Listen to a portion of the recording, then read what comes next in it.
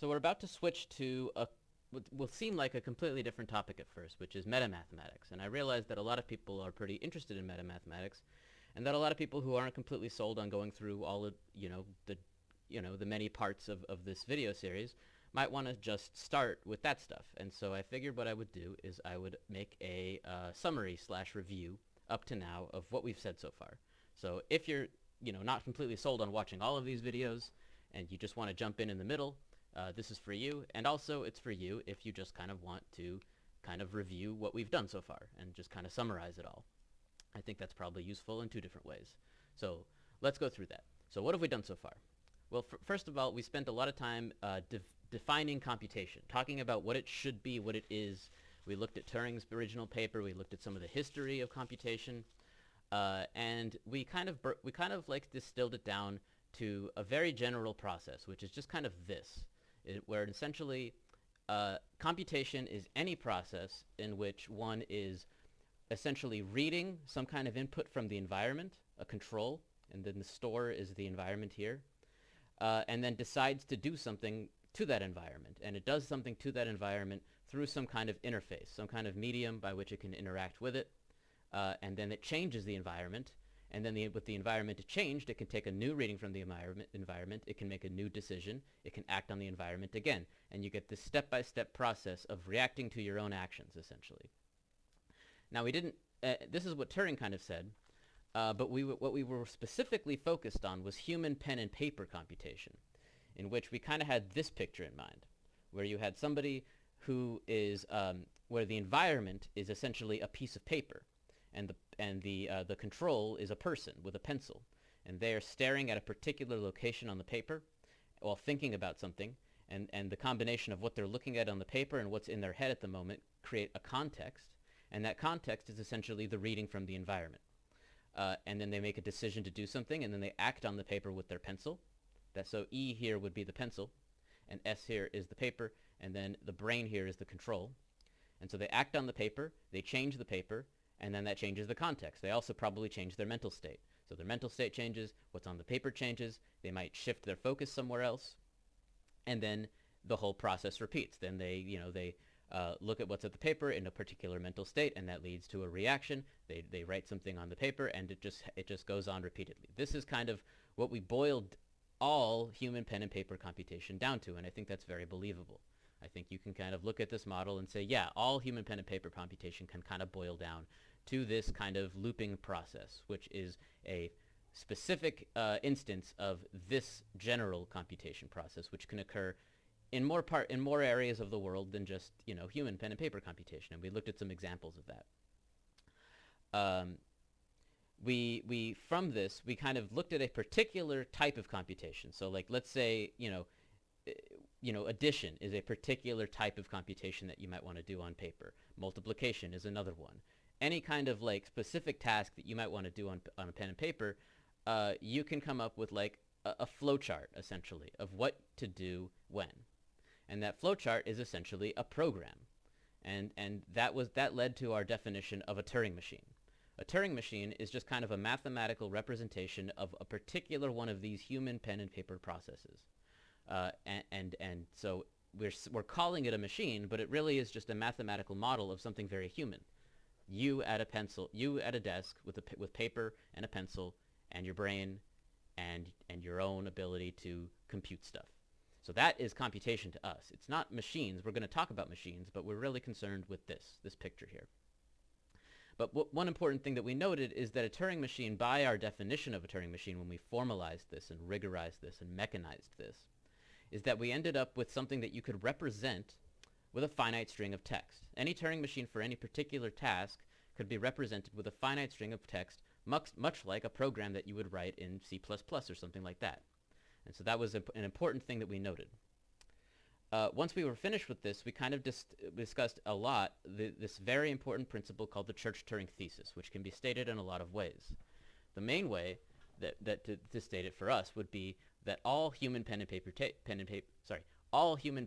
computation can be modeled by a Turing machine. There is a Turing machine, the way that we defined it, for any particular human pen and paper computation process. Now, essentially, what that boiled down to for us and the way that we went about it was just that we did it right, that we made our definition and that it was good enough. We didn't lose anything when we were mathematizing this. But it wasn't as obvious for a long time. But there's other ways to state the Church-Turing thesis. You can also state it as kind of an equivalence claim about all models of computation. It's essentially saying that no model of computation is more powerful than a Turing machine, but many are equally as powerful. It's very easy to come up with a model of computation that's as powerful as a Turing machine, but it seems like no matter what you do, you don't end up with anything more powerful. You don't end up with any problems that just are solvable in your model of computation, but not a Turing machine model. And I think that makes a lot of sense if you come at it from the direction that we came at it from. We also spent some time discussing physical computation, which is examples of computation that isn't human pen and paper computation, stuff just like this in general. We looked at some examples like a thermostat, like you watching this video, like human societal development in like a Marxist sense, and we saw that those could all validly, to some extent, be viewed as computation. And then we talked about the ability to kind of represent all of those computations symbolically.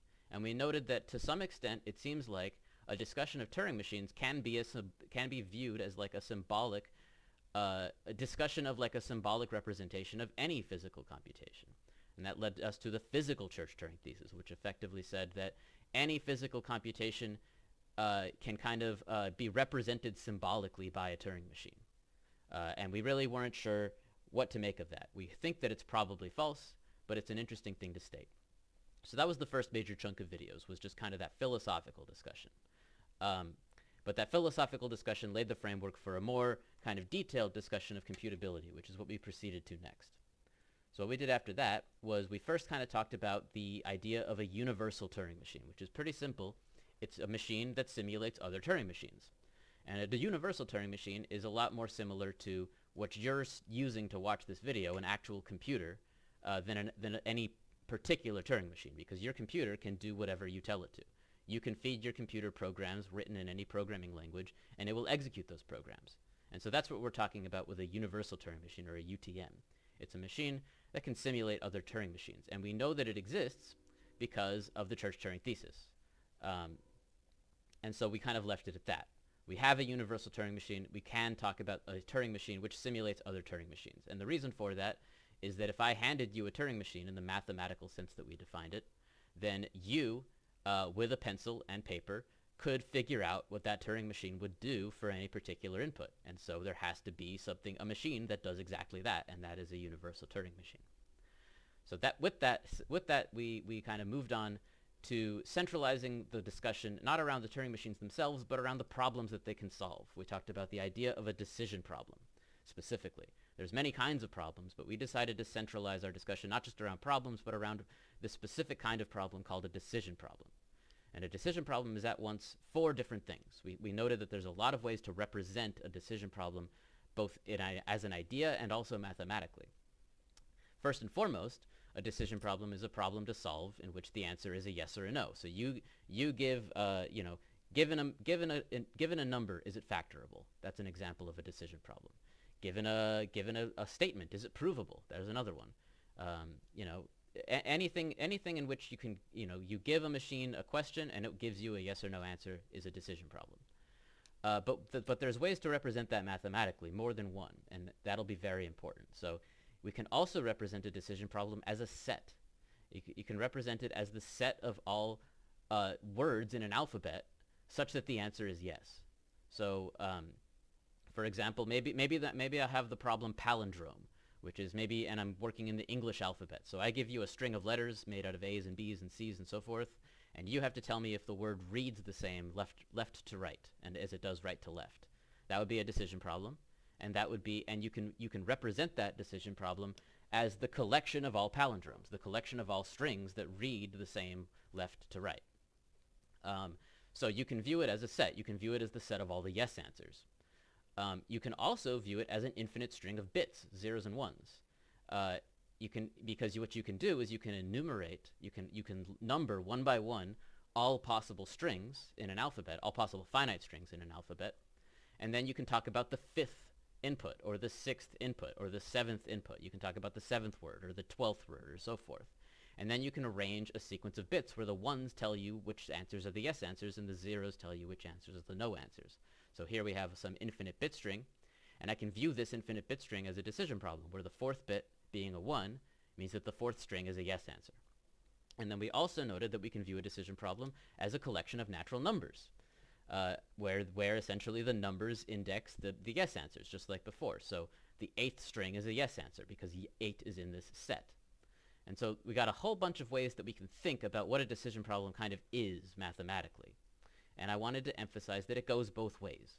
If I hand you a decision problem, it can be viewed as a set of strings or an infinite bit string or a collection of numbers. But it goes in the other way too. An infinite bit string can always be seen as a decision problem. If I give you a set of natural numbers, you can view that as a decision problem. So any of these are decision problems. It goes both ways. So what we did after that was we constructed an uncomputable problem. We constructed what's called the halting problem. And the halting problem is a decision problem. It's specifically the problem, given a Turing machine and an input to that Turing machine, does it halt? Does it stop? There's no guarantee that a computable process where I'm following some flowchart step by step, that I'm ever going to reach like a point where I can stop that working through that flowchart. I might just loop on it forever. So this is a very practical decision problem. Will I stop? Given a particular process, do I know that I'm going to stop? And that problem turned out to not be computable. We actually constructed it. So that's the halting problem. We talked about the concept of computable enumerability.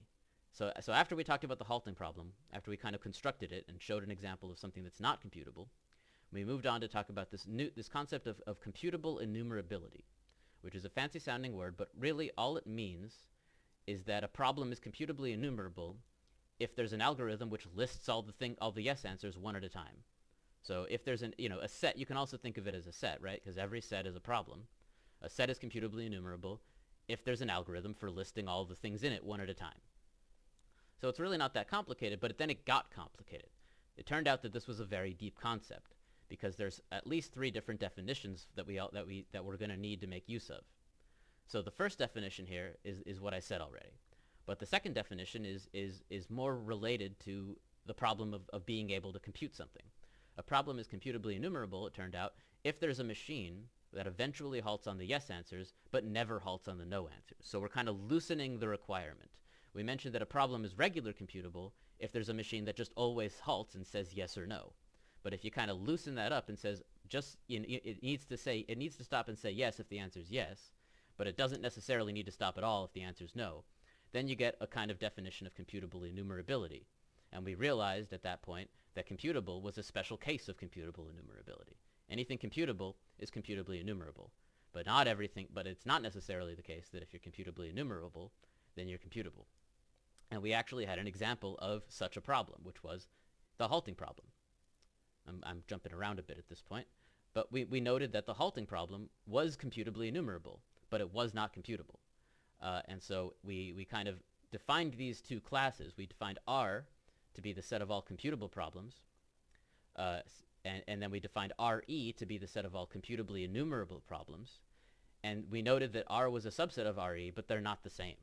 They're not the same because the halting problem is in this one, but it isn't in this one.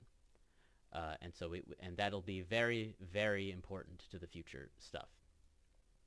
Now I just wanted to pause this summary so far and move up here because there is some notation that's starting to kind of accumulate, and we don't want anybody to get lost. So first of all, we're going to tend to denote arbitrary decision problems. Kind of, if I'm talking about decision problems in general, then I might want to kind of pluck an arbitrary one out, and we're going to denote those L. L is kind of going to if you see an L, like a capital L, it's probably a decision problem. And we're usually going to look at it as a set. And so we can talk about what's in the set. And so this is what it means for something to be in a set. I read this out loud. X is in L. X is and what that means is that X is a yes answer. We also tended to say something a bunch of times that I probably should have explained more, which I say the words if and only if a lot. And I also talk about the idea of logical equivalence a lot. And those are the same thing. So if I write this down, or I say if and only if, or I talk about logical equivalence, then I'm really talking about the same thing. And what that really means is that A implies B and B implies A. A and B are logically equivalent if this is true. A if and only if B. If I ever write anything like this, then what I really mean is that one implies the other, and the other implies the former. And some notation for that I use a decent amount is this. So that's some notation. Let's move back down here. So there's we actually found a third definition, but the third definition kind of took us on a bit of a tangent. But this tangent will lead us to the end of this summary. So we noted a third definition, which is that a problem is computably enumerable if it's computable up to having to search indefinitely through some set. So a lot of the time you end up with a problem that's almost computable. You end up with a solution to a problem where you say to yourself, man, if only I could be sure that this process that I just kind of came up with would halt. And usually that happens, I mean always that happens, because you have to kind of search through some infinite set and look for something. And you don't know if you're ever going to find the thing you're looking for.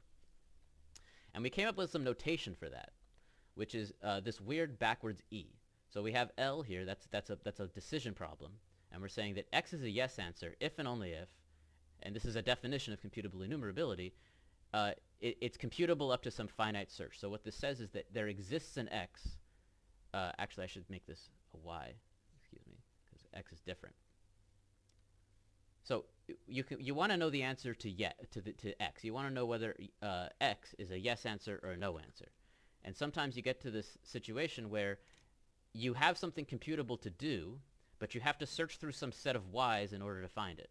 And so what this says is that there exists a Y such that something is computable with respect to X and Y. So there's some computable check that you can do, but you don't know which Y to pick for it. And so there exists. We kind of turned to it directly, and this is an example in math, just more generally, of something called a quantifier. So a quantifier, there's two types of quantifiers. There's this backwards E, the existential quantifier, and what this backwards E means is that there exists if I write there exists X with a thing in parentheses, then what that means is that there exists an X such that thing. It's a claim for the existence of something that satisfies some condition. Meanwhile, we have this upside down A, this universal quantifier. What this means is that for all X, something is true. So it's a claim that something is always true. So we can claim that something exists that's true about it. So we can claim that something exists, and we can claim that something is true all the time. And we noted that there's actually a complementary relationship between these two quantifiers. Because if I negate, and that's what this kind of thing here means, this means negation. We noted that if we negate a there exists claim, if I say it is not the case that there exists an X such that thing is true, then what I'm really claiming is that for all X, the thing is false. And likewise, if I say that it's not the case that for all X something is true, then I'm claiming that there's a counterexample. I'm claiming that there exists an X such that that thing is false. And so these kind of flip up back and forth when you negate them. And these quantifiers are going to be more and more important as we continue kind of talking about math and the metamathematics. When we talk about the math of doing math, these things are going to become very important. And so we noted there was a way to talk about computable enumerability in terms of these quantifiers. We can say you're computable enumerable if you're computable up to some indefinite search through an infinite set, i.e. you're a yes answer if and only if there exists a Y such that something is computable with respect to X or Y. Some computable process. So you're kind of saying it's computable up to an infinite search here. And we noted at that point that, hey, if we can kind of define a kind of class of computable problems in terms of this there exists quantifier, then we can do it with respect to the for all quantifier as well, the upside down A. And so, we noted basically that this is like 1 degree of removal from something being computable. I think I said that already, right? Something's computable. It's computable up to some unbounded search, essentially, is what you mean. What the third definition means of computable enumerability. And I could put a for all here just as easily, and that would still be 1 degree of removal from something computably. So what this says is that you're essentially computable up to some infinite sequence of computable verifications. There's like infinite searching, and there's like exhaustive checking. I have to kind of check to make sure something is true for an infinite set of inputs, which is admittedly harder, and that's why code is less interesting. But it is interesting because it is another type of problem that might exist that kind of in some sense represents one degree of removal from being computable. And we defined this other class with the for all instead of the there exists to be called co-re. And it turned out that co-re was not only this, but it was also the set of all problems which are complements of problems in re. And what I mean by complement is that a complement of a set is everything not in the set. So essentially, if you're the factoring, so an example of this would be the factoring problem. The factoring problem is the problem, given a string, does it have a non-trivial factor? Is there something that isn't 1 or itself that divides it? The complement of the factoring problem is the question, given a number, is it prime? Right? Because if the answer is no to the factoring problem, then that means you're prime. So the complement to the factoring problem, the set of all strings that aren't in that problem as a set, is actually itself a very reasonable problem. It's the problem of given a string, is it prime? And so it actually turns out that if you flip this there exists to a for all, then you actually get that class, the class of all problems that are complements of problems which are in this class re. And the reason for that is because if I negate a there exists, I get a for all, just like I mentioned.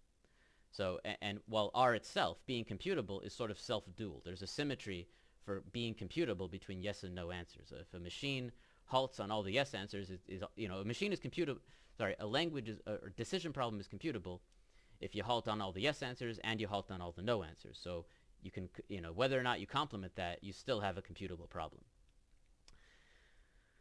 We finally noted that if you intersect these two classes, if you take the collection of problems which are both in re and co-re, then you get R back. You get the set of all computable problems. And the reason for that is that if you have a machine that confirms all the yes answers and you have a machine that confirms all the no answers, then you can just run them back and forth until you find an answer, and then you give that answer, and that gives you a computable solution to the problem. And then finally, to wrap it all up, we noted that these two classes, re and co-re, were the beginning of a whole hierarchy of kind of difficulty classes. Because remember, we kind of noted that this is 1 degree of removal. This one quantifier here kind of represents 1 degree of removal from something computable. And when there's 1 degree, there is, of course, also 2. If I put 2 quantifiers here, then I sort of have a kind of problem that's even more difficult than before. What if I have a problem that's computable up to like 2 nested infinite loops, essentially, right? I have to search through an infinite set, and then for everything in that infinite set, I have to perform an infinite set of checks. But at least the checks are computable. That's what you're saying here. So you're sort of 2 degrees removed from something computable. And I can, of course, flip the thing. I made a mistake. This is a typo. This should be there exists. Likewise, I have to perform an infinite set of checks, but for every check, I have to do an infinite search, right? That's another way that you can be 2 degrees of removal from something computable. And then you can also be 3 degrees with three quantifiers, and so forth. And so this defined a hierarchy for us, and we called it the Arithmetic Hierarchy, which had no real justification. That's kind of a strange thing to call this. Where did arithmetic come in? And we're going to find out, of course. But we noted the structure of this hierarchy, essentially. Basically, we gave these things names. So if you have we kind of basically associate with the there exists quantifiers, these backwards e's, this kind of sigma, this Greek letter sigma. And with this for all, we kind of associate it with pi. And so if the leading thing is a sigma, we're going to call it a sigma class. And if there's 2 quantifiers, then we'll put a 2 down here. So the class of all problems which are computable up to like 2 nested loops where the first loop is an infinite search, we're going to call that sigma 2. And if you're computable up to an infinite sequence of checks, right? If there's if the leading thing is an infinite sequence of verifications, then we're going to call that a pi 2 class, right? Where there's two they're nested twice. Likewise, this would be like sigma 3, this would be pi 3, and then for each one of these, there's essentially like a delta class, because I can kind of say, just like I said that RE intersect co-re equals R, I can come up with intersections for all of these. I can say sigma 2 intersect pi 2, and I want to give that a name as well, and I'm going to call that delta 2. And likewise, since this is 1 degree of removal, this is, of course, sigma 1. And then this is also the other kind of 1 degree of removal. This is pi 1. And that would make the computable problems delta 1. And so we just kind of relabeled these three classes for the sake of this hierarchy. But the three classes that we started out with kind of ended up being the first three kind of classes in this hierarchy, where this is R, this is Re, and this is co-Re. And then we have this entire kind of infinite sequence of like difficulty classes that just kind of gets harder as it goes this way. And we defined this idea of difficulty, but we weren't really sure if it were more difficult. Who's to say that if you have a problem that's computable up to like 12 nested infinite loops, that there isn't some better algorithm you haven't found that makes it computable? And the answer is you can't really know that. But what we can at least say is that these first three classes here are all different. And they are all different because the halting problem exists. And so we know that this hierarchy, whatever it is, however non-trivial it is, at least these first three are different. And that's where we left things, with this very complicated hierarchy. Now I realize that was a lot, but there you go. That is the full summary of everything we've talked about so far, and it is now time to move on to talking about